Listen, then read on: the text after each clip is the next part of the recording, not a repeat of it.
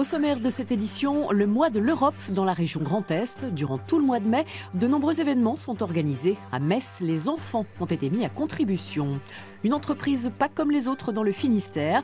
Dans cette SCOP, les salariés sont tous des associés et se partagent les profits équitablement. Mais pour commencer, direction Bozouls dans l'Aveyron, à une vingtaine de kilomètres de Rodez. Hier, un violent incendie a entièrement détruit un entrepôt. Par mesure de précaution, la population a dû être confinée. L'incendie s'est déclaré vers 13h15 dans un entrepôt de 5000 m². Il abritait des sacs jaunes de recyclage. Tout est parti en fumée en quelques minutes pour une raison indéterminée. Plus de 80 pompiers se sont rendus sur place. Il n'y a heureusement aucun blessé.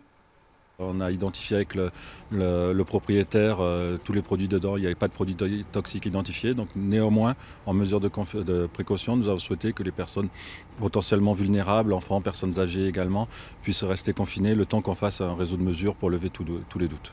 Les mesures de confinement ont été levées à 17h. La préfecture déconseille quand même les activités de plein air. C'est la 3e fois en 4 ans que Bralay est victime d'un incendie spectaculaire. Il y a un drame social derrière parce que, évidemment, je fais confiance à Christian Bralay, mais il a 50 salariés sur les bras qu'il faut qu'il occupe. Il y a un problème technique, matériel aussi, qui est lié à l'arrivée des bennes, des bennes de déchets qui vont continuer à arriver. Il n'a pas de solution de repli. Effondré, Christian Bralay, qui avait créé son entreprise en 1972, se demandait s'il n'allait pas jeter l'éponge. L'incendie de juillet dernier avait causé 25 millions d'euros de dégâts. On se rend maintenant dans le Finistère où une entreprise de construction de maisons en bois allait mettre la clé sous la porte. Les salariés ont décidé de la reprendre sous la forme d'une SCOP, société coopérative et participative. 3 ans plus tard, les carnets de commandes sont bien remplis. Les salariés associés partagent équitablement le pouvoir, les décisions et les résultats. Nous sommes ici dans une SCOP, une société coopérative de production qui fabrique des maisons et des extensions à ossature bois. Son gérant Stéphane a franchi le pas de la créer en 2013 en relais à la SARL qui a fermé. Licencié, il en a gardé le savoir-faire et les locaux. La gestion collective l'a séduit. Ici, le pouvoir et les résultats sont équitablement partagés avec en clé de voûte la transparence. On entend tellement d'entreprises actuellement qui délocalisent, qui vont sur l'extérieur. Les ouvriers, du jour au lendemain, sont mis à la porte. Alors que chez nous, le bilan, la tenue de l'entreprise, les salariés sont au courant régulièrement. Anne-Gaëlle est l'une des 6 sociétaires. Elle s'est engagée à verser 4 000 € à la SCOP, un apport qui peut être progressif à raison de 20 € par mois. Elle dispose d'une voix, comme tout un chacun, un fonctionnement démocratique. Au quotidien, c'est l'échange, c'est le partage, la transparence qu'on peut avoir en fait dans le mode de gérance. C'est vrai que c'est un mode de gérance linéaire, donc on est vraiment tous aux prises de décision. Ici, on n'hésite pas à jouer collectif. On est une équipe avant tout. Il y a quand même une hiérarchie, évidemment. On a un gérant, qui est Stéphane, qui chapeaute tout le monde. Mais chacun gère son chantier, chacun gère son travail.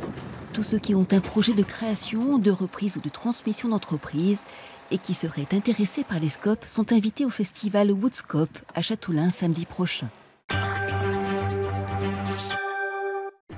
Démocratiser la culture et attirer les jeunes spectateurs. C'est le credo de la Salle de l'Europe, une salle de spectacle installée dans un quartier populaire de Colmar. Pour cela, elle a décidé de faire appel à des jeunes, justement, pour concevoir ses affiches et son logo, des étudiants d'une école d'art de la commune. C'est un bâtiment que l'on repère de loin. Installée depuis 4 ans dans un quartier populaire de Colmar, cette salle de spectacle s'est fixé le défi de démocratiser la culture pour attirer plus de jeunes. Émilie Gentilini est étudiante en classe prépa d'art plastique. Accompagnée du directeur de son école, elle vient rencontrer la responsable de la Salle Europe.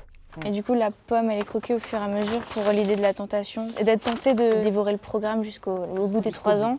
Ce visuel, imaginé par Émilie, a été retenu pour être l'affiche de la saison prochaine. 12 élèves de sa classe ont fait des propositions, mais c'est son travail qui a été validé par un jury. Ça fait plaisir. Je pense que c'est vraiment une chance pour moi. Et puis j'ai pu bénéficier un peu d'un côté... J'avais pas vraiment travaillé avec quelque chose d'assez professionnel. Du coup, c'est vraiment une première démarche et j'avais pas vraiment goûté à ce monde que je connaissais pas. Donc je pense que c'est vraiment un enrichissement. Collaborer avec une école d'art locale, une idée de la responsable de la salle de spectacle. L'idée, c'était de favoriser la transversalité entre deux structures culturelles de la ville, puisque l'atelier de formation aux arts plastiques et la salle Europe sont municipales.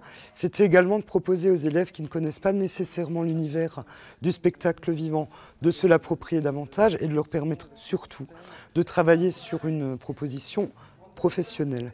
Cette immersion dans l'univers du spectacle permet aux élèves de se frotter aux contraintes du réel, respecter un cahier des charges précis, faire des propositions cohérentes.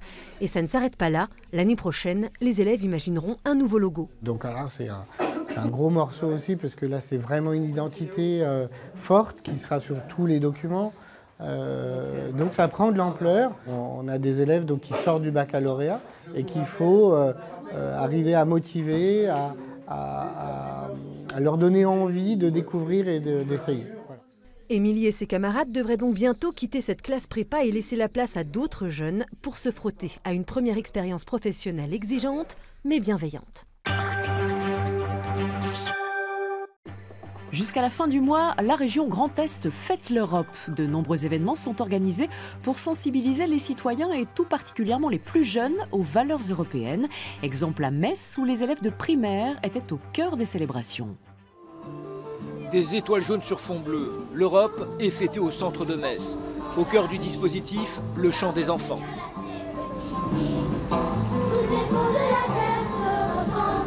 Et puis il y a aussi les ateliers où on tente de reconstituer en puzzle des monuments européens.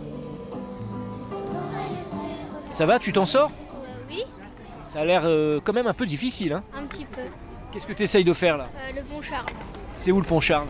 Je sais pas. Le pont Charles se trouve à Prague, mais ça on l'apprendra la prochaine fois. En attendant, place au jeu. Du coup, vous allez devoir réfléchir par vous-même à où peut bien se situer le pays sur la carte. Alors les enfants, c'est difficile à trouver ou pas? Non, c'est facile. Non, c'est facile. C'est facile parce qu'à force de connaître l'Europe, on a l'habitude. L'idée, c'est de dire, voilà, on est tous différents, mais du coup, en quoi on est différents? Déjà de découvrir, c'est quoi les drapeaux différents, les hymnes, les langues différentes de l'Europe, c'est quoi tout ça qu'on peut retrouver dans l'Europe, et de bien prendre conscience qu'on n'est pas juste français, on est européen, voire même plus encore, et voilà, du coup, c'est s'ouvrir à tout ça, s'ouvrir à plus que la France. Voilà. Ça, c'est l'hymne européen.